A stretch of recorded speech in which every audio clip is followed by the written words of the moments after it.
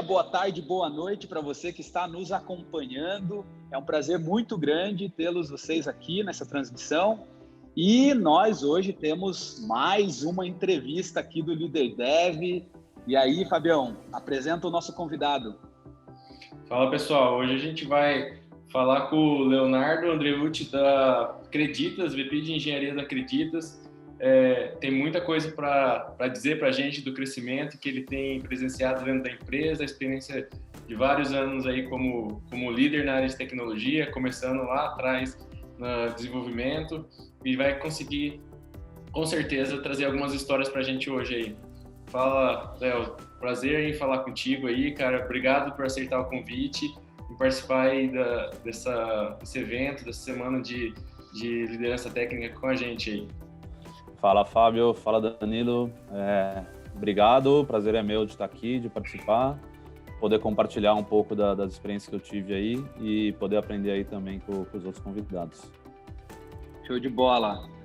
Léo, assim, aqui a gente tem um roteiro que ele começa com uma pergunta e essa é a única pergunta que você não pode errar. Eu gosto de copiar bastante um cara, um entrevistador lá do Café Brasil, gosto muito dele, e ele fala assim, cara, como que é o teu nome e a tua idade, cara? O resto, cara, é uma conversa, é um bate-papo que a gente vai desenvolver entre a gente aqui. Boa. Bom, Leonardo Andreucci, tenho 38 anos. Show de bola. E conta um pouco da tua trajetória, Leonardo, assim, da onde você veio, o que te incentivou a entrar na área de tecnologia, como que você foi parar lá? Como que você foi parar na área de tecnologia? Bom, vou ter que voltar bastante aí, mas, cara, na escola sempre as pessoas gostavam de exatas, que ia bem em matemática, em física, em química e tal, sabia bem o que fazer. Nessa época, ficava ali, fuçando na internet e tal, mas nunca cheguei a entrar em programação antes da faculdade.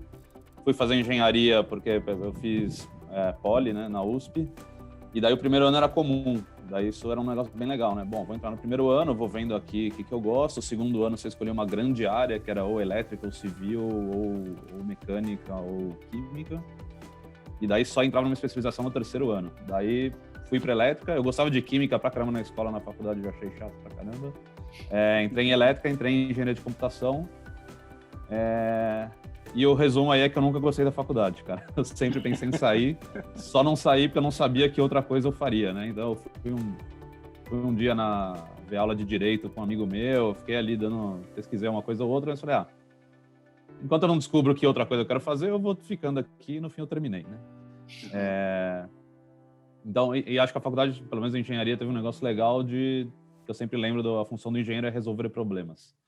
E acho que isso é uma coisa que me descreve bem, assim, cara. Uma vez um colega de trabalho aí me descreveu como o maior resolvedor de problemas que ele conhece. Eu achei interessante. Nunca tinha me descrito assim e achei que fez sentido. Bom, comecei a fazer estágio na faculdade, trabalhei uns meses ali numa empresa menor, uma consultoria bem desorganizada, um pouco desestruturada, né, pequena. E depois trabalhei um ano na Accenture. E daí na Accenture foi uma experiência interessante, né, uma consultoria super grande. Trabalhei uns 10, 11 meses num projeto que para um estagiário que fazia 20 horas por semana tava ok, eu tava aprendendo algumas coisas e tal, mas o projeto já tinha muitos sinais ruins, né, de tipo, a galera trabalhava muitas madrugadas antes de qualquer deploy, era uma semana super tensa, os caras pediam esfirra 11 da noite, pediam ficar a noite inteira. Eu acabava não participando muito disso, assim, mas via que tinha sinais ruins. E era para um banco, era setor financeiro e tal, que não era muito a minha praia. E a ironia do destino me trouxe até uma fintech. Mas naquela época não era muito a minha praia, mas esses 11 meses foram um projeto ok. E depois eu fui transferido para um projeto que eu fiquei um mês, num projeto que me fez ver o que eu não queria ser quando eu crescesse. Daí ficou muito claro. Trabalhei de terno em dezembro num projeto para um outro grande banco. A minha gerente de projetos, assim que eu cheguei, ela falou, você tem formação técnica também? Você está perdido aqui, com uma palavra um pouco mais feia que essa. E eu falei, cara, os caras estavam há meses tentando me levar para esse projeto. Como assim, né? Tipo, eu não sou a pessoa certa para estar aqui. E tinha uns caras da Poli lá, os caras, eu tô há um ano tentando sair desse projeto e não consigo, o clima era péssimo, assim. um projeto de SAP. E eu fiquei um mês, basicamente, lendo documentação de SAP, assim. E trabalhei dia 24 de dezembro, meio período. Cara, assim, tudo errado. Em um mês deu para ver tudo que eu não acreditava, mesmo tendo bem pouca experiência. E daí, por sorte, eu só fiquei lá um mês e acho que foi o suficiente. E eu saí para fazer intercâmbio em Valência. E daí fui pela faculdade, morei 6 meses em Valência, fiz faculdade lá. Foi uma experiência de vida incrível. E Valência vai se conectar com a minha história aí 15 anos depois também. Eu voltei do intercâmbio e entrei no Apontador. E aí meus amigos, mesmo da computação, muitos já estavam indo para mercado financeiro, já estavam fazendo CFA, essas coisas. Eu falei, será que eu devia estar fazendo isso, né? A gente, alguns foram para o intercâmbio também, todo mundo arrumou um emprego rápido e eu demorei um pouco mais.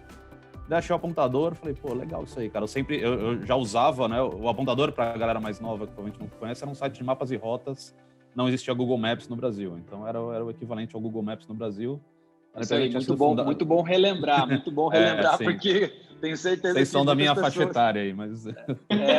Exato, a gente está na mesma faixa etária, mas realmente pode ter gente aí que está vendo a transmissão que Apontador, o que é isso? Cassete? O que é isso? Então, tinha sido fundado em 2000, cara, era uma empresa muito legal, assim, não existia mapa digital no Brasil, então o Apontador chegou a ter gente na rua desenhando o mapa da rua, numeração inicial do lado direito ou do lado esquerdo, numeração final do quarteirão, velocidade média, restrição de virada. Cara, chegavam uns mapas gigantes assim e uma galera ficava pondo para dentro dos sistemas, assim. Então, era uma empresa que sempre foi super inovadora, assim, super legal.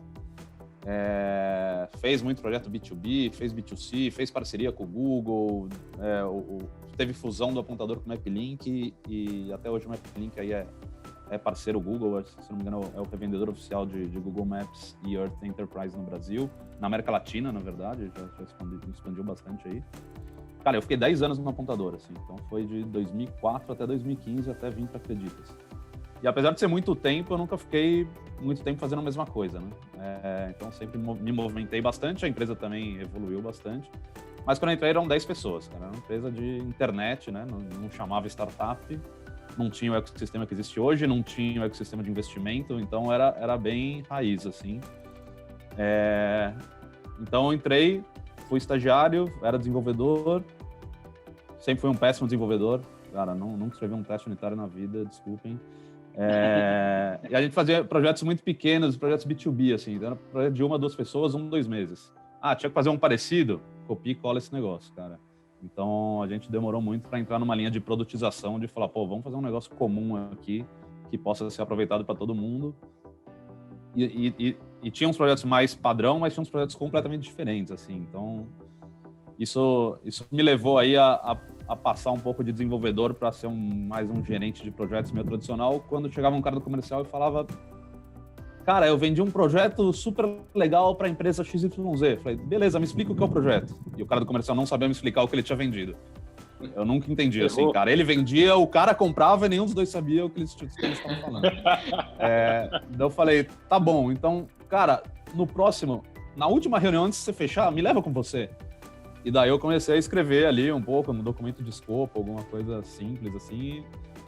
E com isso eu fui tirando o pé um pouco do desenvolvimento e entrando nessa linha de gestão de projetos. Acho que uma coisa legal também que o Apontador me proporcionou é que a gente contratava uma plataforma de geolocalização de uma empresa francesa. E daí eu passei 6 meses na França também, trabalhando ali na sede dessa empresa. Cara, basicamente fazendo o Waze em 2006. Era um navegador para celular, para BlackBerry. Para a galera mais antiga também, esse um dos primeiros smartphones. Não tinha nem GPS embutido ainda, cara. Tinha que parear, assim, o GPS era externo. E foi uma super experiência também, super legal. Vendo muita gente indo morar fora hoje, né? Tipo, eu em 2006 tinha a chance de ficar lá, tava super bem. Falei, acho que eu não quero morar fora do Brasil por muito tempo, assim, ou pro resto da vida. Achei que eu tava perdendo oportunidades no Brasil se eu ficasse lá e acho que foi uma decisão certa de voltar, assim. Mas, então, sempre brinco que em 2004 eu morei na Espanha, eu tinha muito amigo e não tinha dinheiro. Em 2006 eu morei na França, eu tinha dinheiro, mas não tinha amigo. E eu acabei viajando bastante, fui para a Copa da Alemanha, foi um grande match, assim, fui para o Oktoberfest, foi um grande match entre vida pessoal e vida profissional, assim, foi super legal. Bom, voltei para 6 apontador, meses, entrei nessa... né? 6 meses na Fiquei França. 6 meses em cada, tá. meses. Legal. Cara, e daí entrei nessa linha de gestão de projetos, acabei tirando a mão do código, fizemos ali muito projeto B2B, começamos a melhorar, e depois chegou uma hora que falamos, bom, o apontador temos que voltar a dar destaque para ele é super importante e tal. E recomeçamos a trabalhar nele literalmente com dois devs de 17 anos, 2 caras super legais aí. E beleza, aí a gente começou a fazer profissionalização do desenvolvimento de software. Então a gente começou a se preocupar com o teste unitário, começamos a ver metodologias ágeis, a usar Scrum, a ver que a gente não trabalhava de um bom jeito. E curioso, né? Geralmente as empresas começam a usar Scrum para sair do waterfall, né? Para sair do muito organizado. A gente saiu do oposto, a gente tinha o caos completo e a gente precisava pôr algum tipo de ordem, porque todo dia o CTO falava, vamos fazer isso. No dia seguinte ele falava, vamos fazer aquilo, vamos fazer aquilo. A gente falou, cara, segura a onda por 2 semanas e deixa a gente terminar alguma coisa. Então a gente veio do lado oposto, com metodologias ágeis, assim. E depois, cara, deploy em produção, eu lembro que levava um dia até a gente estabilizar, cara. Cada servidor de produção era diferente um do outro, era diferente do de homologação, tinha store procedure, tinha que subir uns negócios, cada um de um jeito, era um caos, assim, e o site tinha muito acesso, né? A gente chegou até entre as 20 maiores audiências do Brasil. Não com a parte de mapas e rotas, mas parte de locais, né? Que também foi uma evolução aí de informação de restaurante, de bar, e muito de empresas que não tinham site, elas existiam no apontador. Então, os usuários escrevendo review e tal. Então, cara, essa profissionalização foi bem legal, assim, de depois fazer Server Configuration Management, de automatizar tudo, levar essa equipe de 2 para 20, 25 pessoas. Então, foi um período bem legal ali. Mas a gente nunca achou... Uma automatização em tempos que não existia containers, não existia nada de coisas que facilitavam a vida, né? A gente começou usando ou Chef ou Puppet, cara. A gente chegou a usar os dois. A gente começou com o Puppet e depois foi pro Chef. Mas começou com os devs mesmo, né? Daí depois a gente contratou um cara que tinha uma experiência com isso no R7 e ajudou pra caramba e tal. E foi legal, a gente fazia, na época era um super ganho, fazer deploys do mesmo jeito para qualquer linguagem de programação, assim. Então a gente fez isso meio na unha. E, cara, teve fusão com o MapLink nessa época, também foi um aprendizado super grande, 2 empresas com culturas diferentes, né? 2 empresas de 60, 70 pessoas fazendo uma fusão, o MapLink em Curitiba, o apontador em São Paulo. O MapLink era mais Microsoft, o apontador sempre foi mais open source, então foi um super exercício aí, foi uma experiência legal. E, cara, só que o apontador nunca achou seu modelo de negócio, assim, né? Nunca transformou essa audiência em monetização. Passou muita gente boa por lá, eu acho que é super legal ver onde as pessoas estão hoje. O próprio Renan, que está palestrando aí também, participou bastante desse processo no apontador. E, bom, daí a gente teve que reduzir bastante o número de pessoas, também foi um aprendizado de ver, né, os dias tristes pra caramba de um monte de gente tendo que ser desligada.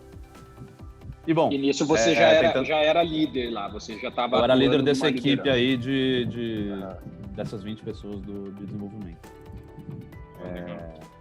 Mas super próximo do CTO aí e tal. E, bom, depois, cara, eu passei para uma área de conteúdo que se preocupava basicamente em ter os locais certos, então adicionar novos locais, remover locais que fecharam, alterar informações e moderar conteúdo gerado por usuário. Moderar avaliação, foto, esse tipo de coisa para não entrar besteira. E era legal que era um time metade devs, metade jornalistas. Escrevendo conteúdo, fazendo moderação e tal, foi uma experiência legal. E no fim eu estava trabalhando aí com cultura da empresa, meio que fazendo uma ponte entre o CEO, o RH e os desenvolvedores, assim. Então teve várias fases, a Móvel investiu no apontador, teve uma fase super legal ali de trocar experiência, de fazer treinamentos na sede da Móvel, falar com a galera do iFood, falar com a galera do Play Kids, de outras investidas ali. Então, cara, foram 10 anos, mas aconteceu bastante coisa, assim.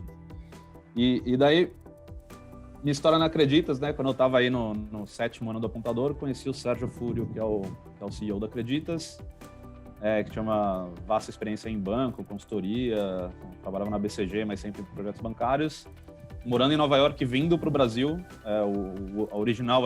a ideia original foi não é possível que tenha um tamanho tão grande, um mercado tão grande e as pessoas pagam juros de 100, 200, 300% ao ano. Ele não acreditava, assim. E daí ele precisava de uma pessoa de tecnologia no Brasil, um amigo de faculdade que fazia MBA com a esposa do Sérgio me recomendou, bati um papo com ele e conversamos pra caramba aí lá por 2012, comecinho de 2012. Vamos montar esse negócio, tal, quero fazer, Bank Fácil, chamava Acreditas na época.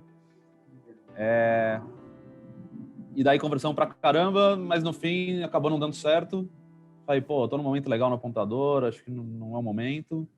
Ele falou, tá bom, cara, entra aí como um advisor, me ajuda. Primeira missão, contrata um time de tecnologia. Então, um time, na verdade, 2 pessoas, né? Então, eu contratei aí os 2 primeiros desenvolvedores da Acreditas. Um tinha trabalhado comigo no apontador, fazia back infra. O outro é o Leandro, que é um cara sensacional aí, que foi CTO da Acreditas nos primeiros 4, 5 anos. Fazia front design, cara. Esse era o nosso time. Então, eu ficava aí, eu trabalhava no apontador e de fim de semana ficava entrevistando gente para Acreditas, né? E daí a história legal é que os primeiros meses eu acompanhei, ia lá uma vez por semana, bati um papo com eles e tal. E depois eu fiquei acho que 1 ano e meio sem falar com eles. E daí, passado esses 2 anos de empresa e tal, quando eu reencontrei aí o Leandro e o Sérgio, o Leandro era esse primeiro desenvolvedor, falei, não são mais as mesmas pessoas que eu conheci lá atrás. Esses caras mudaram de um jeito que é muito fácil de ver, que esses caras cresceram muito, eles mudaram muito, esses desafios que eles estão passando são sensacionais, eu quero fazer parte disso. Então, daí foi o momento que a Acreditas estava fechando a Série A também, e estava no momento de escalar time, e falei, putz, acho que agora faz sentido. Ter sido a primeira pessoa provavelmente não faria muito sentido, né? Acho que precisaria ali do melhor desenvolvedor e eu já não estava muito com a mão no código, já não seria a pessoa certa para esse momento. E daí foi legal, entrei para fazer produto, tinha umas 20 pessoas, então o Leandro cuidava de tecnologia, eu cuidava de produto. Produto não é minha praia, mas quando tem 20 pessoas você faz de tudo, né? Então eu lembro ajudava com contratação, com processo, com organização, com cultura, com contratar cortina para o escritório, de tudo, assim, né? Então, todo mundo fazia um pouco de tudo. Daí eu fiquei uns 9 meses aí com o produto. Depois passei uns meses no RH. Dentre as pessoas iniciais aí, os líderes iniciais, eu era quem tinha mais afinidade com o assunto. Passei uns meses no RH, acho que mais apaguei incêndio do que outras coisas. Depois voltei para tecnologia. Fiquei uns 3 anos liderando a área de tecnologia da Acreditas. E chegou um momento... E a gente cresceu esse time aí de 10 pessoas de tecnologia para 120, 150 nessa época. Eu falei, cara, acho que eu podia buscar alguém mais experiente aí, que já passou por isso, né? Porque eu não sei onde esse negócio vai parar e tá ficando grande demais. Estavam ali buscando alguém com mais experiência, alguém com mais know-how técnico também, né? Acho que eu já estava um pouco mais fora da parte técnica. E daí a gente trouxe o Roberto Mamelli, que é nosso CTO hoje, vinha com a experiência do Vale do Silício, tinha sido CTO do Gympass. E daí a gente trabalhamos junto uns meses nessa transição e daí faz quase 2 anos que eu tomei o caminho aí de ir para a expansão internacional. Então, a gente tomou a decisão de abrir um escritório em Valência, na Espanha. O Sérgio, nosso CEO, é de lá. A gente, todo mês, perdia alguém para ir morar fora, morar na Europa. Contratação em São Paulo, super disputada. A gente falou, acho que faz sentido abrir um polo de tecnologia na Espanha. Não para vender produtos lá, mas um time que esteja trabalhando aí para os produtos do Brasil. Então, a primeira missão foi essa. Quando a gente estava começando a engatinhar com isso, mas vamos abrir no México também. E daí no México, sim, para vender nossos produtos também. Então, isso começou no meio de 2019. E hoje eu cuido aí dos times de produto e tecnologia, tanto que estão em Valência, quanto que estão no México. Nesse meu período aí também cuidei um pouco de aquisições, né? Então, a gente teve a aquisição da Creditu, que era uma startup que fazia crédito consignado. Então, cuidei bastante do onboarding no time de produto e tecnologia, fiquei responsável aí por uns meses. E a gente fez a aquisição da Codos também, que era uma consultoria que tinha bastante gente alocada em projetos pra gente. Uma galera super legal, com uma cultura super legal e fazia todo sentido. Então a gente fez também a aquisição, participei disso e os 2 fundadores da Codos, por Hoje só um deles está cuidando disso, mas estão cuidando da formação de novos desenvolvedores dentro da Creditas. Então a gente sempre teve o Creditas Academy, que ensinava, era um jeito de trazer pessoas que não tinham experiência em algum tema, principalmente vendas, consultoria, crédito e tal, e deixar essas pessoas no nível que a gente precisa. E daí a gente começou a fazer aí com pessoas desenvolvedoras também, e já formamos 2 turmas. Acho que a segunda está para formar agora, está sendo um negócio super legal. E esse é um pouco da história aí, cara, acho que eu falei demais. Nada, cara, que isso daí é que a galera gosta de ouvir, a história, a trajetória, vários pontos aqui se conectando, como você bem falou, né, Leonardo, a questão de Valência, você lá atrás teve uma oportunidade de ir, e agora hoje a Creditas tem uma operação em Valência. E aí uma curiosidade minha, teve alguma coisa a ver essa questão de você ter ido para Valência lá, ou é muito mais a questão também não. acho que o CEO ele ser de lá? O principal é o CEO ser de lá, né? Então a gente pensou várias coisas. Valência tem um custo de vida um pouco menor do que Barcelona e Madrid, então foi algo que a gente levou em conta. Tem um clima muito melhor do que praticamente a Europa inteira, mas muito melhor do que a Alemanha, do que Holanda, Irlanda, né? Lugares que tem aí bastante brasileiro. Então, a gente acha que isso é um atrativo, assim. Faz sol pra caramba, tem praia, a cidade é super legal. Tem boas faculdades também, e o Sérgio já tinha contatos lá. Então, tudo isso aí culminou pra gente abrir lá.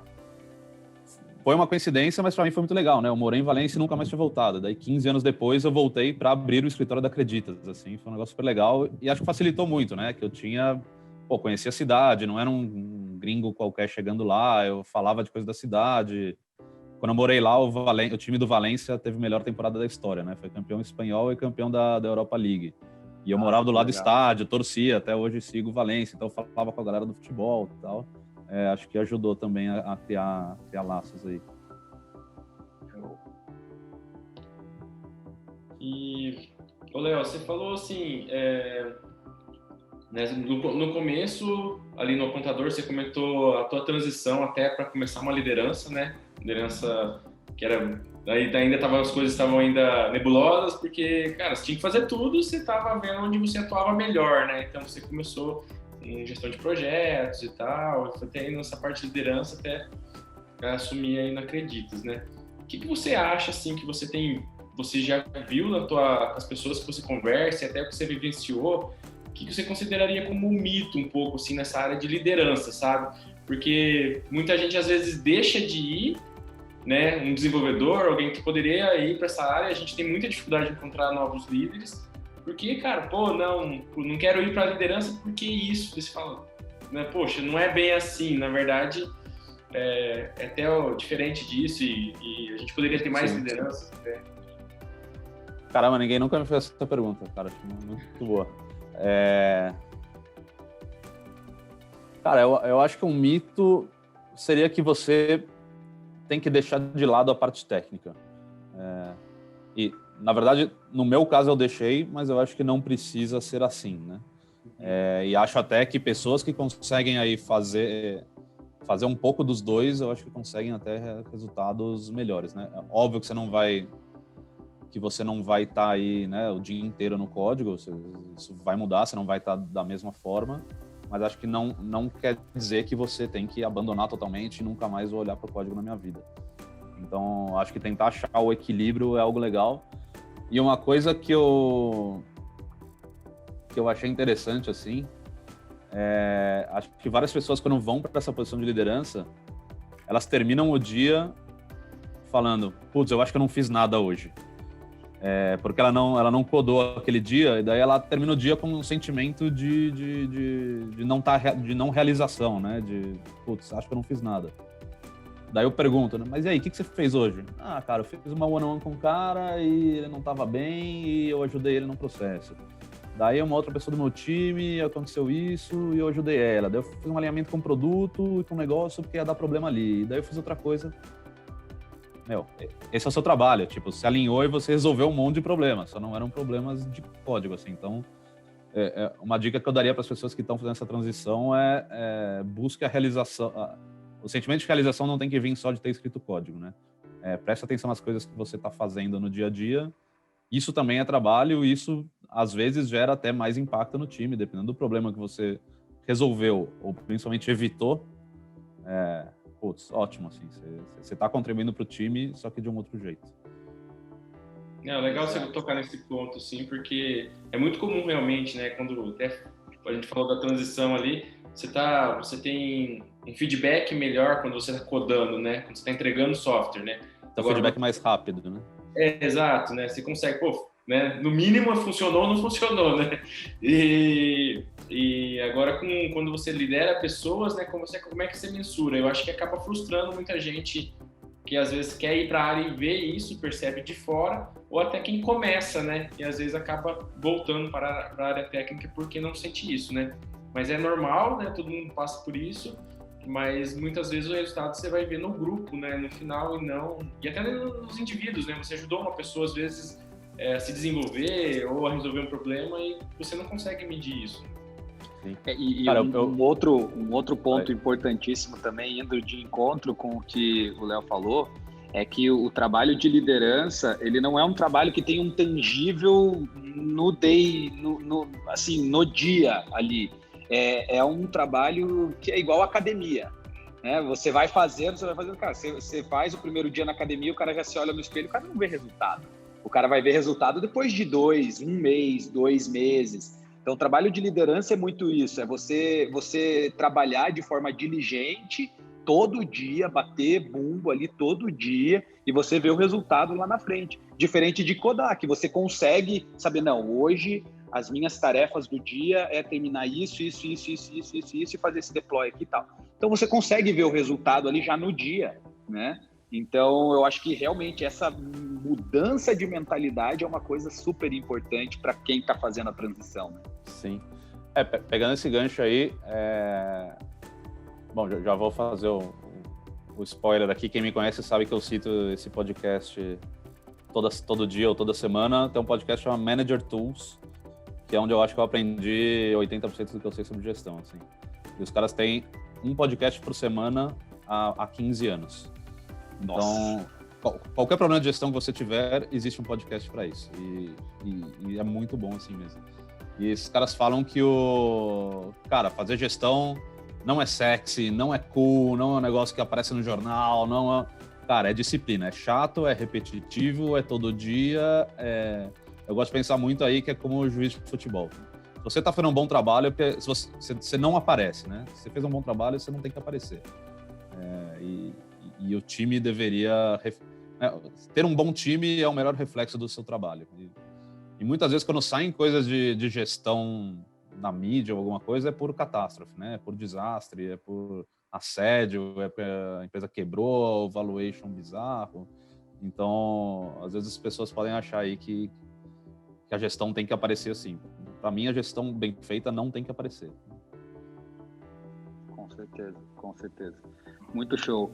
E assim, a gente tem falado muito nas nossas conversas sobre os principais desafios, né, na gestão. E esse é um deles, né, o desafio de você saber que o resultado de uma boa gestão não vem de forma imediata. Ele é um resultado que vem com o tempo, né? Então, e justamente precisa dessa disciplina e tudo mais. E assim, vamos pensar aqui num cenário hipotético, tá? De você tendo que iniciar do zero, começar do zero um negócio, uma startup, enfim, um outro desafio do zero. Qual que seria a tua principal prioridade nessa linha de liderança, gestão de um time técnico? Sim. Cara, para mim sempre é cultura, né? Eu gosto muito lá do livro das Apples, do Delivering Happiness, e ele falava que o maior diferencial das Apples era a cultura, que todo o resto poderia e eventualmente seria copiado. Então, eu acho que dos principais diferenciais da Acreditas é a cultura. O modelo de negócio legal, as pessoas... A gente tem gente muito, muito, muito boa, mas é a cultura, assim. Então... Eu acho que num time que está começando, quais são as regras básicas de convivência aqui entre a gente e o que a gente quer, como a gente quer que isso seja, né? E a cultura vai existir, né? ela vai existir de qualquer jeito. Você pode deixar ela explícita e direcionar e falar, essa é a cultura que a gente quer. Se você não fizer, vai acontecer de forma inconsciente, cada um vai fazer do jeito que quiser, eventualmente isso vai chegar né, vai se estabilizar, mas talvez não seja no caminho que você queria. E uma coisa que deu para aprender na Acreditas é, hoje a gente tem 2.000 funcionários, né? 2.000 tripulantes, como a gente chama.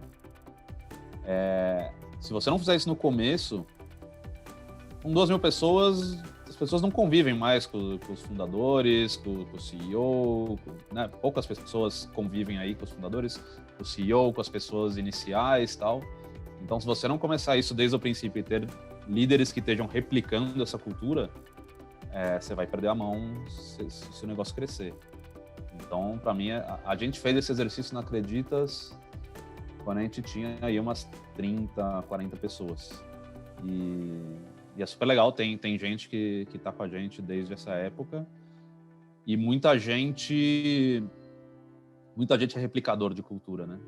Acho que das vezes que eu fiquei mais feliz aí, a gente fazia não sei se ainda faz, mas quando eu participei, quando as pessoas cumpriam um aniversário ou faziam 3 meses de empresa, ou aniversário de 1 ano, 2 anos, 3 anos, a gente fazia ali chamava um café dos 3, e aí batia um papo entre o RH, essas pessoas e tal, e eu tava ali fazendo um aniversário de 4 anos, e a galera que tava lá, não sei se tava fazendo um aniversário de 1 ano ou de 3 meses.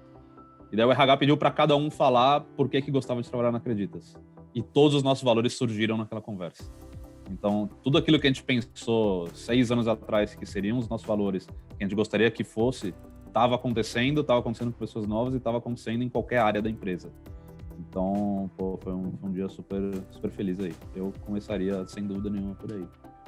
E às vezes definir cultura, cara, eu não sei se tem um jeito bonito de fazer isso ou organizado, mas a gente foi pra cá, falou, essa noite todo mundo pensa quais são os valores ou quais são as coisas que a gente valoriza, e amanhã a gente senta e discute. Cada um pôs os seus na lousa, a gente juntou o que era igual, discutiu meia dúzia que estava na dúvida, e foi isso, assim, não foi um mega trabalho, não tem, E quantas pessoas participaram? E quantas pessoas participaram desse exercício? Quais áreas? Assim? Umas 8 ou 10, assim, os líderes da época. Depois a gente discutiu com os nossos investidores, foi legal, eles deram sugestões bacanas, assim, e são os mesmos até hoje, faz 6 anos. Eu acho que a manifestação desses valores muda, né? Mas os pilares estão ali. E até muda, por exemplo, no escritório de Valência, que tem 40 pessoas, e do México, que tem 80, 90, é muito diferente do que acontece no Brasil, que tem as outras 1.800, sei lá. Uhum. Então, o jeito que você aplica os valores pode mudar, mas os valores são os mesmos. A essência continua a mesma, né? Mas a forma que você pratica acaba mudando, mas é importante essa essência, né, que vocês criaram desde o início lá, né? Sim, sim. E até pegando esse tema da cultura, até Léo, assim, né, eu acho que, igual você falou, ela nasceu, assim, não tem um jeito certo, né, igual você comentou ali, nasceu numa discussão das pessoas que estavam desde o início ali, mas depois, com a empresa crescendo, tem a dificuldade de manter, né, essa cultura. E o que você acharia que, assim, são sinais negativos para a cultura, sabe? São pontos ruins, assim, que a cultura não tá boa, né? Cara, fofoca, politicagem, bom, pessoas saindo, né, e super importante quando alguém tá saindo, fazer uma, né, se você estando envolvido diretamente ou não, mas ter uma entrevista, saber quais são os motivadores, o que não tá legal.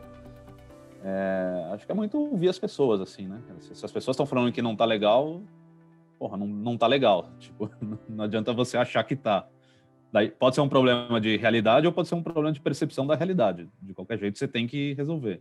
Então, isso já me aconteceu algumas vezes, assim, de as pessoas estarem pensando que algo não estava bom. E, às vezes, a forma que a gente estava comunicando ou que a gente estava mostrando que isso estava acontecendo é que não estava boa. Então, às vezes é comunicação, às vezes é o problema em si.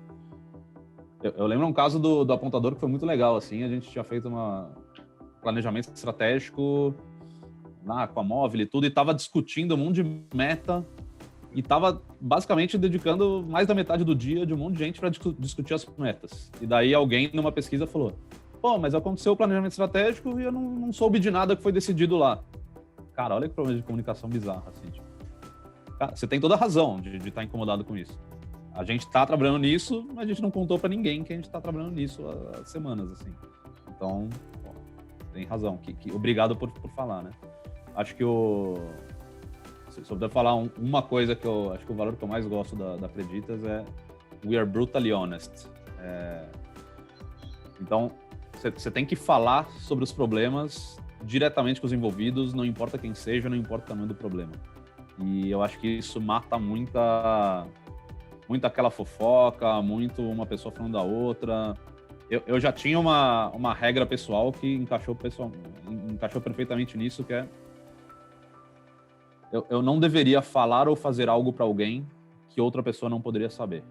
Então, se eu tô aqui e falo, Fábio, começa a escrever um e-mail pro Fábio e falando, o Danilo, não sei o que, eu falo, mas se o Fábio encaminhar esse e-mail pro Danilo, vai dar problema. Daí eu paro de escrever e falo por que eu tô escrevendo esse e-mail. É meio um smell, igual você tem cold smells, isso para mim é um smell de que algo tá errado. 99% das vezes eu tô falando sobre o Danilo pro Fábio, e por que eu tô falando pro Fábio e não tô falando direto pro Danilo? Eu tô evitando uma conversa difícil, entendeu? Então, assuma a conversa difícil, vai lá resolver com quem seja. Eu lembro muito, teve uma manhã marcante, assim, que eu tinha, sei lá, acho que umas 5 ou 6 pessoas vieram me perguntar, vieram falar comigo, ou one-on-one, ou problema. Eu tô com um problema assim, blá, blá, blá, blá, blá, blá, blá, porque tal pessoa... Eu falei, você já falou com ela? Não. Então vai falar com ela. Acabou a reunião. Segunda reunião, mesma coisa. Eu fiz isso 5 vezes, assim. Cara, vai falar com a pessoa, por que você tá falando isso pra mim? Ah, mas ela não importa se ela é da sua área, não é da sua área, se ela tem um cargo maior que o seu ou não, vai resolver com ela, cara, eu não tô aqui me envolvendo nisso. Se vocês chegarem num impasse inviável, eu entro, mas raramente isso acontece, assim. Eu tive 1 ou 2 casos de relacionamentos que não conseguiram ser resolvidos por conta própria. E muito, quando a gente estava ali também, né, mais em remoto, não acredito que eu nunca vi isso acontecer, mas em outros lugares já, da galera ir almoçar, né? Tipo, esse pra mim é o sintoma. Bom, respondendo a sua pergunta, o sintoma é que a cultura não tá boa. A galera vai almoçar e começa a falar mal de alguém. Pode ser do chefe, pode ser do CEO, pode ser de um cara, de uma pessoa do time que as pessoas não gostam. E daí eu falo para todo mundo, até hoje, todo mundo que entra aí nos meus times, eu tenho uma conversa sobre cultura e falo, se você ouvir isso, você tem a obrigação de virar para essa pessoa e falar, beleza, você tá me falando isso, você já falou isso para ela? E se não, vai falar. E eu vou te cobrar que você vai falar, tá? Se você não falar até amanhã, eu vou te cobrar. Se você não falar em 2 dias, eu vou pegar na sua mão e vou junto com você falar. Mas não deixe de ter essa conversa. Porque, né, eu não consigo fazer isso sozinho. Todo mundo tem que ter essa mentalidade de alguém tá reclamando para mim de um problema, eu não aceito. Vai lá reclamar com o envolvido, né? Diretamente com as pessoas. E é bem fácil você evitar conversas difíceis, né, cara? Não sei se já... Então, beleza. Aconteceu um episódio na quarta-feira. Na terça-feira. Deu uma discussão no time e tal. Pô, terça-feira todo mundo de cabeça quente, não vou falar. Quarta-feira... ainda tô meio assim, não sei se eu devo falar, não devo. Tá, acho que eu devo falar. Mas não falei. Quinta-feira foi um dia ocupado, teve isso, teve aquilo.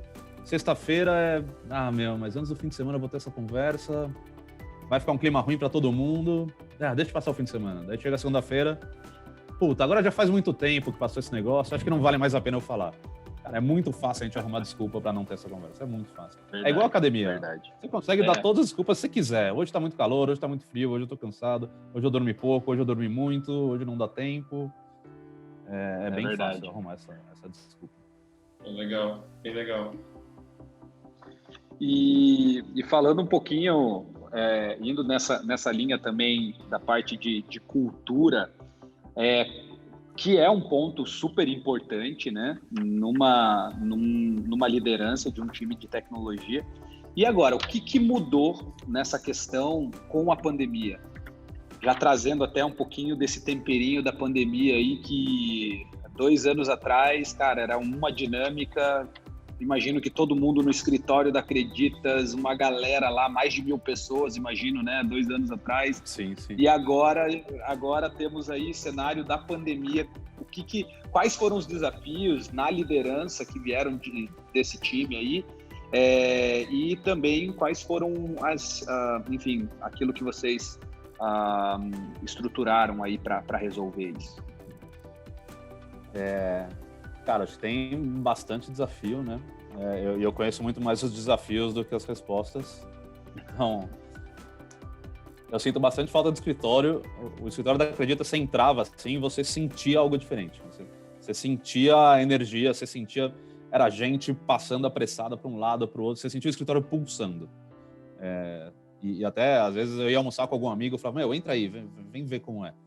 E a galera falava, nossa, que legal. Tipo, realmente você sentia a diferença. Bom, sem dress code, né? Cada um vestido de um jeito.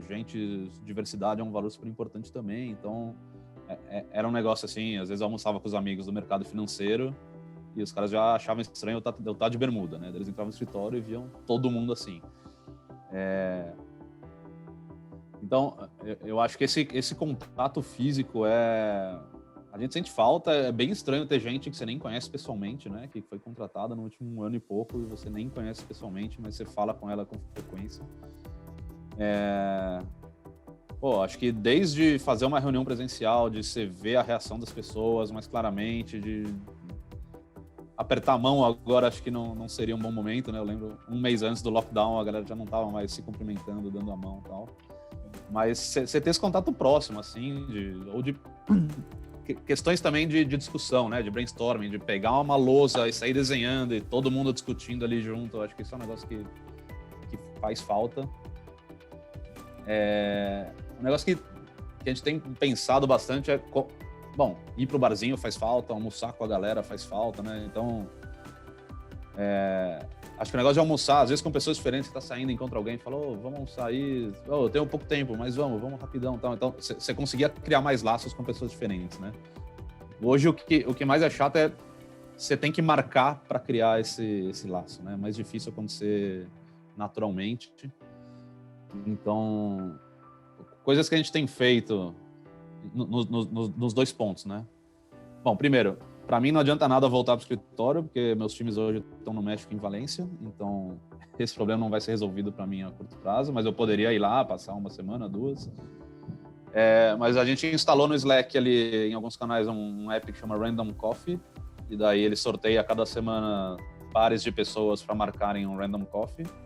E tem sido legal, é um jeito de eu conseguir me aproximar de pessoas com quem eu não falaria naturalmente. O desafio aí é você achar o grupo certo. Então, em Valência tem funcionado, no México ele estava num grupo muito grande, que tinha muita gente e já não estava acontecendo.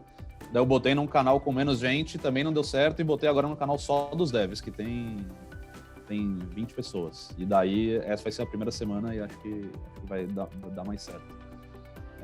E uma coisa que a gente tentou, ainda não está muito consolidado, mas que eu ouvi num evento outro dia, achei uma boa ideia, é mandar no canal do seu time, também achar o canal apropriado, mandar uma pergunta para que as pessoas possam se conhecer melhor, sem que isso tenha que ser feito de forma síncrona. Então, eu comecei lá com uma super fácil, né? Onde vocês nasceram? E, já descobri que uma líder que mora na Espanha nasceu na República Dominicana. Falei, nossa, eu não tinha a menor ideia. Tipo, que legal. Eu achei que essa pergunta ia ser a mais básica, assim, né? A gente já perguntou que hábitos você mudou na pandemia, a gente já perguntou sobre música, sobre filme, o que você queria ser quando você era criança. Então é um jeito legal das pessoas irem se conhecendo um pouco mais, sem que isso tenha que ser mais uma reunião no Zoom, no Hangout e tal. Eu acho que é uma dica legal também. Muito boa, cara. Na realidade, as 2 dicas, tanto o Random Coffee quanto essa da pergunta, sensacional. E são coisas simples, né, cara? Uma pergunta ali no canal, são coisas super simples para aguçar essa conexão entre as pessoas, que em tempos de pandemia agora ficou cada vez mais difícil. É bem isso que você falou, né, Léo? Você contrata a pessoa, né, por aqui, como nós estamos fazendo aqui, né? Você contrata a pessoa por aqui, você conversa com ela por aqui, é só por aqui. Realmente falta aquele convívio, o toque humano ali, né? Com certeza faz muita diferença. Mas dicas fantásticas. Não, tem uma que a gente perguntou aí também, já perguntamos nesse esquema, quais foram os highlights do seu fim de semana. Acho que tentar dar um lado mais humano, né? A gente não precisa falar só sobre trabalho. Já aconteceu naturalmente aí de alguém falar, olha onde eu tô hoje. Alguém mandou, tipo, uma foto de uma trilha que foi fazer e um monte de gente começou a mandar, eu tô aqui. A galera em Valência esse fim de semana mandou um monte de lugar maravilhoso, assim, que eu quero visitar um dia. Foi legal. A gente também, em Valência, no México, na acredito inteira não, mas nesses escritórios mais novos, a gente roda o Office Vibe, que é um software legal também, que ele manda pesquisas pulse, né? Ele manda 3 perguntas por semana, ou a cada 2 semanas, e você vai tendo uma noção de como a galera tá. E daí a galera tava sentindo um pouco, muito por causa da pandemia também, mas de não estar fazendo coisas para o seu bem-estar ou para atividades físicas e tal. A gente criou um grupo no Strava, que é um app para traquear aí bicicleta e corrida e caminhada e tal, que é legal. E eu pus um desafio, galera, até semana que vem todo mundo tem que mandar uma foto fazendo alguma atividade física. E eu mesmo estava parado, joguei tênis, muito motivado, falei, eu tenho que dar o exemplo, não dá para eu não fazer, assim. E um monte de gente mandou na academia, mandou correndo, acho que foi legal também. É isso, tentar achar formas, e o que eu já fiz também algumas vezes, alguma one-on-one, que eu sentia que a pessoa tava ali, não muito bem, ou que a gente precisava de uma reconexão maior. Falei, essa one-on-one não vamos falar de trabalho, então até uma meia hora vamos falar sobre qualquer coisa, menos trabalho. E foi super legal. Eu senti que a gente se aproximou pra caramba por causa dessa conversa. Assim. Legal. E, Léo, fala de um outro tema agora, assim, de um pouco mais da parte de escala, de crescimento que você tem vivenciado ali na Acreditas, principalmente, cara, essa parte dos investimentos, assim, sabe? Eu queria ver de você, né, vocês receberam várias rodadas e com certeza cada hora vem uma coisa nova, mais pancada, mais crescimento rápido, igual você falou, teve uma hora que você percebeu que ele precisava trazer alguém de mercado que pudesse agregar mais e tal. O que você acredita que foram as principais decisões que você tomou nesse processo, né, que deram certo, e coisas que deram errado também, que você aprendeu, que você passaria para quem está passando por isso, né? Porque sempre essa dúvida, cara, de repente do dia para a noite, startups estão recebendo investimento, de certa forma está bem movimentado isso, e tem que contratar 50 devs, tem que contratar 100 devs. Cara, e aí? Não é muito fácil. Acho que a única constante na minha vida, na Acreditas, de 2012 para cá, é estar crescendo o time, assim, contratando gente. Então, eu acho que investir tempo, né, as pessoas como líderes investirem bastante tempo em contratação é super importante, é um investimento que se paga, né? A diferença entre você trazer a pessoa certa e a pessoa errada é muito grande, então é um negócio que às vezes a gente investe pouco tempo, né? A gente fala, o RH achou, eu vou fazer uma entrevista ou 2 e tomara que eu feche rápido. Pô, cara, você tá dedicando 2 horas a um processo que impacta muito o seu resultado final, assim. Cara, eu acho que é um negócio que a gente demorou para fazer foi oficializar aí a primeira camada de gestão, né? Quando tava todo mundo comigo, e as pessoas foram direto comigo até 40 devs direto comigo. Que era uma loucura e só funcionou porque a gente tinha o Ronaldo, que era um Agile Coach, né, nessa época, depois tomou o caminho de gestão também aí, mas ele fazia informalmente gestão de 20 e eu fazia de 20, mas era informal. Então, eu acho que esse primeiro pulo de ter a primeira camada de gestão, né, de sair todo mundo do líder de tecnologia inicial para ter uma primeira camada de gestão, eu acho que é um passo importante, prestem atenção nisso, assim. Daí a gente começou a definir quais são as responsabilidades desse papel, né, dessa primeira liderança.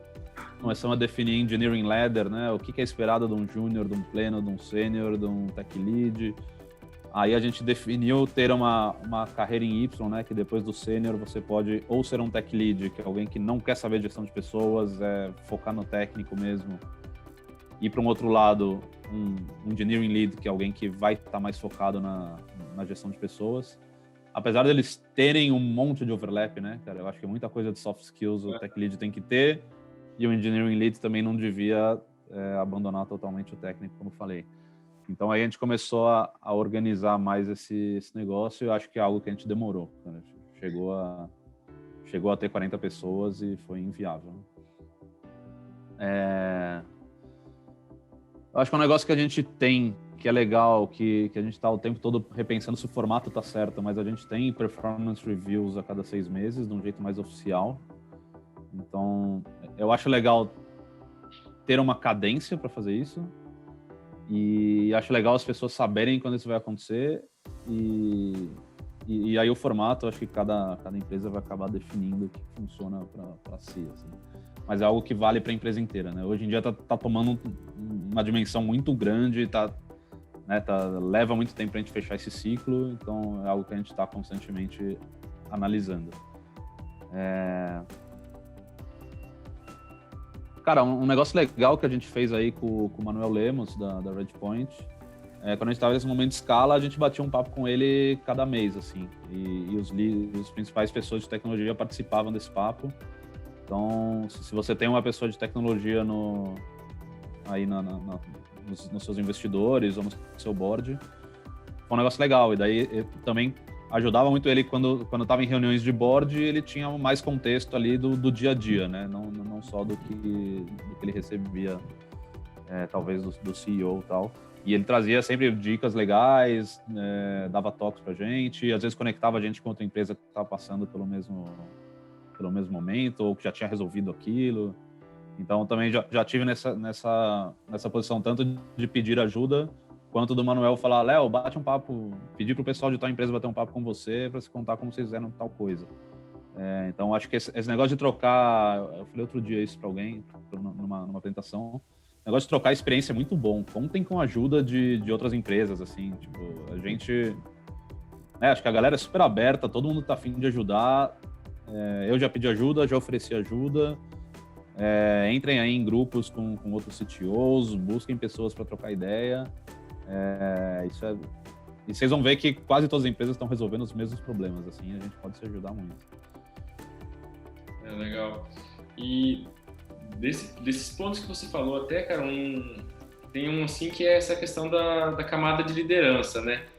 Que é difícil, né? Você encontrar o momento de criar isso, porque você tem um grupo que é, de certa forma, organizado, né? E, de repente, você não tem como escapar muito disso, de criar essa camada para poder, de fato, escalar, né? Só que é difícil você misturar a experiência da gestão com a cultura da empresa, às vezes, né? Que daí fica aquela dúvida, trago alguém de fora, né? Ou formo aqui dentro. E como é que você vê isso hoje, né? Independente do jeito que você fez, como é que você vê, como é que vocês estão fazendo isso hoje? Vocês estão formando, sim, de alguma forma estimulando a galera de dev, principalmente, porque outras áreas passam por isso também, mas tecnologia, que a gente está debatendo aqui bastante essa questão da inspiração, do estímulo de se tornar líder. Hoje vocês têm alguma coisa dentro da Acreditas que vocês preparam ali e estimulam? Sim, a gente tem essa área aí que chama Academy, que eles são responsáveis por treinamento, né? Então estão muito ligados com cultura, não sei se estão dentro, mas eles fazem tanto o onboarding das pessoas novas que entram, quanto programas de melhoria, né, de aperfeiçoamento de pessoas que de repente não estão tão fortes em algum skill, quanto essa preparação de liderança. Então, acho que é algo super importante, sim. Esse dilema entre pessoas de dentro e trazer de fora existe, e acho que já teve momentos em que a gente não fez isso tão bem e acabou trazendo... É sempre um dilema, né? Entre... Cara, as pessoas de dentro têm a cultura, mas podem não estar prontas, e as pessoas de fora podem ter mais experiência, mas será que elas têm a cultura? Acho que o ideal é conseguir fazer um mix, né? Conseguir mesclar um pouco aí e que esse time se ajude, né? Então, as pessoas... Né, um passa cultura para o outro passa mais experiência. Cara, para citar dois, à medida que você foi bolando a pergunta aí, eu pensei em 2 livros que eu recomendaria. Um é o The Manager's Path, da Camille Fournier, que é muito legal, e ele conta a jornada de um líder de tecnologia, né? E o primeiro capítulo é, primeiro, o que é ser um bom contribuidor individual? Antes de você pensar em ser líder, o que é ser um bom funcionário? Beleza. Depois, você como um contribuidor individual, como você ajuda uma pessoa do seu lado? Você faz uma mentoria, independente de ter papel, cargo, liderança, caramba. Depois, acho que é tech lead. Depois, a primeira liderança. Depois, ser líderes de líderes. Depois, ser o CTO. E é super legal esse livro, que ele vai contando toda a jornada. Eu já tive até feedback de pessoas que não querem ser líderes, que foram para o caminho de ser especialistas técnicos, que acharam um livro útil também. Para mim, ele foi muito útil. Foi, por exemplo, a melhor discussão que eu vi sobre esse papel de CTO versus VP of Engineering. Tem lá várias páginas descrevendo um pouco isso. E o... Putz, esqueci o outro que eu ia te falar. Me fugiu, daqui a pouco eu te contei. Me empolguei, porque esse livro eu adoro aí. Sempre legal. volto nele para reler umas coisas. E muito bacana, Leonardo, porque a reunião também que nós tivemos, a entrevista que nós tivemos também com o Renan, ele também compartilhou aí o livro The Manager's Path. Inclusive, eu já adquiri o livro aqui, já está no Kindle aqui já. Quem me recomendou foi o Daniel Cassiano, que estava na Acreditas e está na Magalu hoje com o Renan ali. Pelo menos ele que me recomendou, e foi muito, muito útil. Eu já li esse livro também, é muito bom realmente, cara. Principalmente os pontos que você falou, que ele trata desde do início, né, onde você tem que ser um bom contribuidor individual ali, até a questão a diferença entre gerenciar times e gerenciar outros líderes, por exemplo, até a evolução disso. É muito legal mesmo esse livro aí. E teve momentos, cara, que a gente estava formando essa camada de liderança e que eu era líder de líder num pedaço e era líder dos devs em outro pedaço, assim. Então, a profundidade era bem diferente. Foi um momento meio difícil. E Leonardo, falando um pouquinho sobre métricas, enfim, dados que vocês geram na liderança, o que vocês aí na Acreditas veem como importante, que tipo de métricas que vocês acompanham dessa camada de liderança, o que vocês precisam repassar para cima, né, para CEO, CTO e tudo mais, e como que vocês fazem essa gestão das métricas, metas e por aí vai? Sim. A gente tem feito São principalmente metas de negócio, tá? Métricas de negócio. Acho que tem um lado discutível. Acho que tem um lado do time de tecnologia entender mais o negócio, saber mais por que eles estão trabalhando naquilo e quais são os objetivos. Tem um lado que, às vezes, as metas de negócio não dependem só de tecnologia. Bom, nunca dependem só de tecnologia. E às vezes, podem ser meio distantes, né, do dia a dia do time de desenvolvimento. Então, é algo que a gente rediscute o tempo todo. E o que a gente tem tentado fazer ultimamente é, a partir dessas metas de negócio, desdobrar e quebrar em OKRs de produto e tecnologia que, de fato, estejam mais próximos do time. E aí, hoje, como a gente tem umas 450 pessoas em produto e tecnologia, tem todos os níveis de maturidade, né? Tem times que estão fazendo isso super bem e tem times que estão só começando e que ainda tá super incipiente.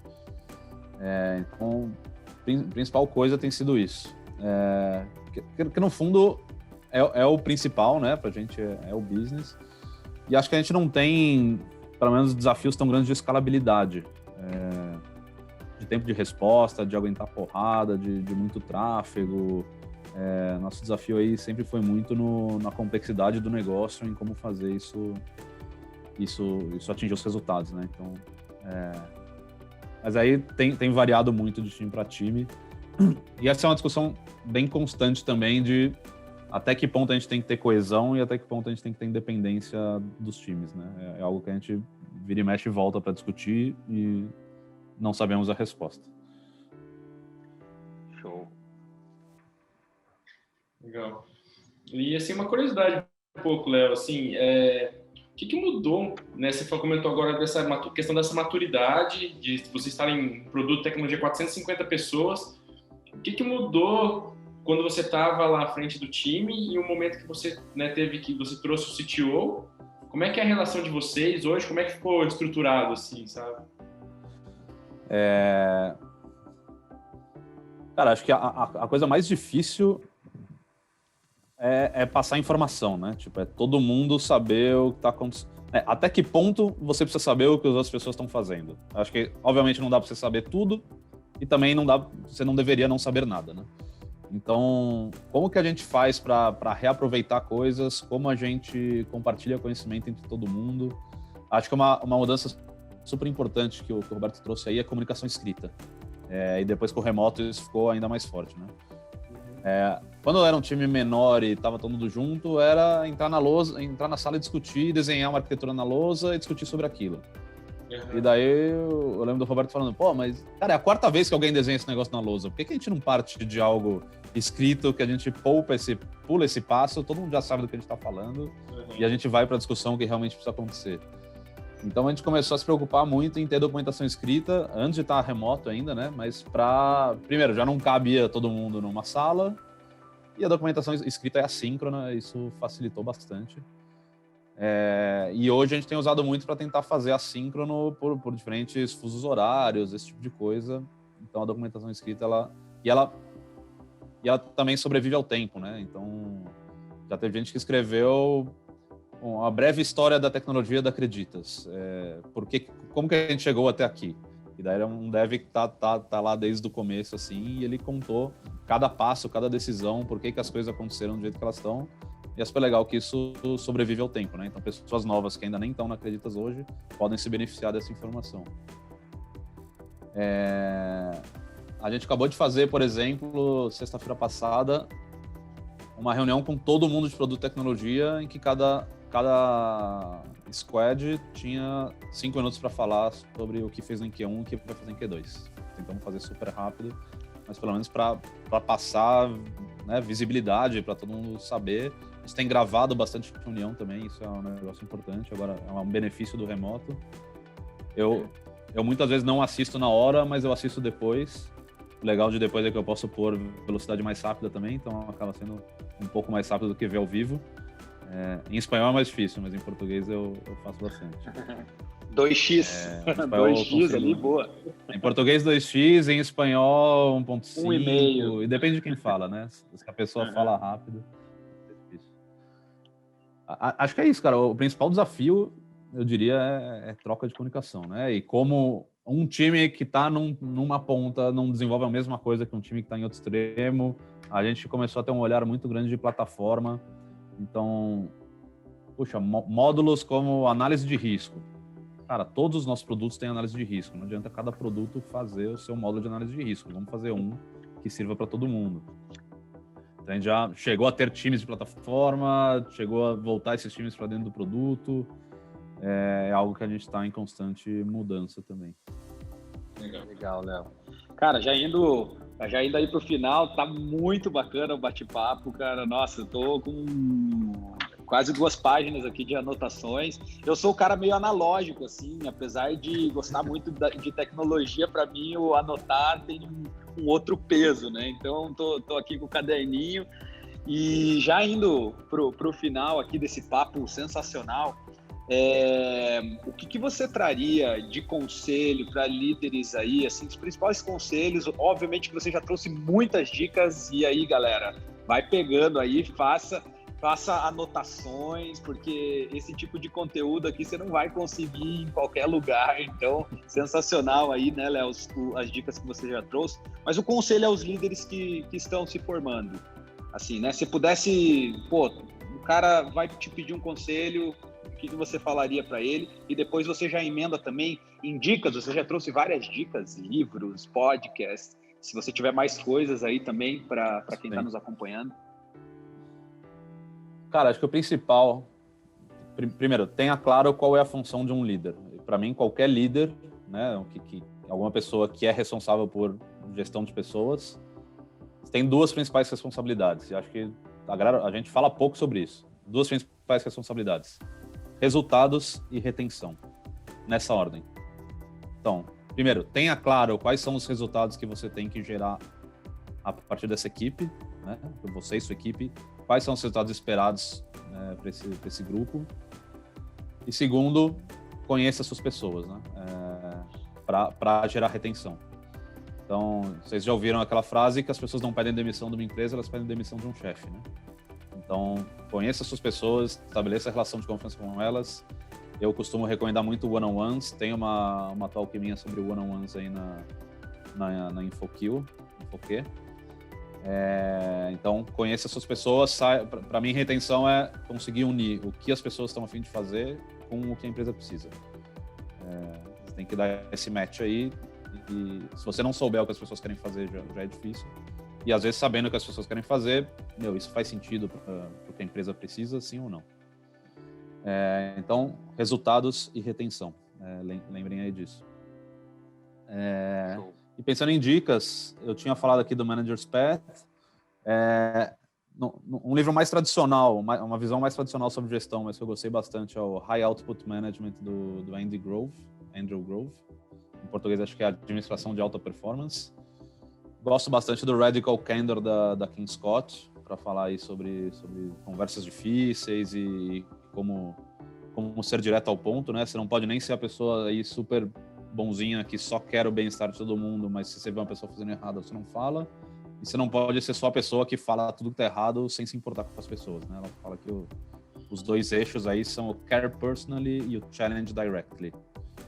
Você devia ter os dois, né? Se importe pessoalmente com as pessoas e desafie diretamente, né? Questione diretamente.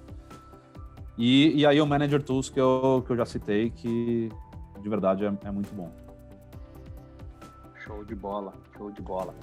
Excelente. Nossa, só temos a agradecer, Léo, pelo teu tempo, disponibilidade aqui de compartilhar essas dicas preciosas aí. Deu 2 pagininhas aqui, então tem bastante coisa para revisar aí. E eu só queria deixar aqui o agradecimento. Muito obrigado mesmo, Leonardo. Fábio, você também aí quiser falar e também já dá o fechamento aí, pedindo as redes do Léo. Léo, obrigado aí, cara, por aceitar participar do evento com a gente, compartilhando sua história, cara. Foi muita coisa legal, assim, foi muito enriquecedora mesmo, cara, essa troca de experiência, conhecer um pouco mais aí da sua história, do que tem acontecido aí na sua trajetória, nas empresas que você passou. Com certeza você vai inspirar muita gente aí que vai estar assistindo a gente, que está acompanhando a gente. Obrigado mesmo. E se você quiser deixar suas redes sociais, aí, teus contatos, enfim, para encerrar. Boa. Valeu, obrigado aí pelo convite. Espero que seja útil aí para o pessoal. Espero que tenha dado alguma ajuda em algum ponto. Eu não sou uma pessoa muito ativa em redes sociais aí. Meu Twitter é Léo Andreucci, tudo junto. De vez em quando eu posto algumas coisas lá. E acho que o mais legal aí, eu falaria para seguir o Medium da Acreditas Tech. A gente tem a equipe inteira escrevendo artigos super legais lá. Então, medium.com/acreditas-tech. Acho que é o mais legal. Show de bola. E lembrando, Andreucci com 2 Cs ali no final, tá, pessoal? Sim. Então... Se quiser me seguir no LinkedIn também, acho que pode seguir. Às vezes eu não... eu recebo bastante convite, às vezes são pessoas que eu não conheço para criar conexão, eu acabo não aceitando, mas se quiser seguir lá, eu tenho compartilhado algumas coisas também. Show de bola. Então é isso, Léo. Muito obrigado, meu caro. Valeu, obrigado vocês aí, parabéns pela iniciativa e tô ansioso aí para ver os outros papos com as outras pessoas. Legal, valeu, Léo. Valeu, abração.